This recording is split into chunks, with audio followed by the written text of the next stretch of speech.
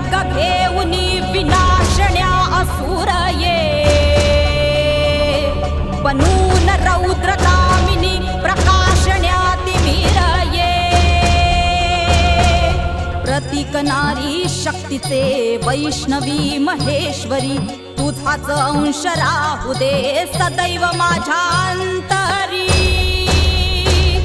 आई अंबे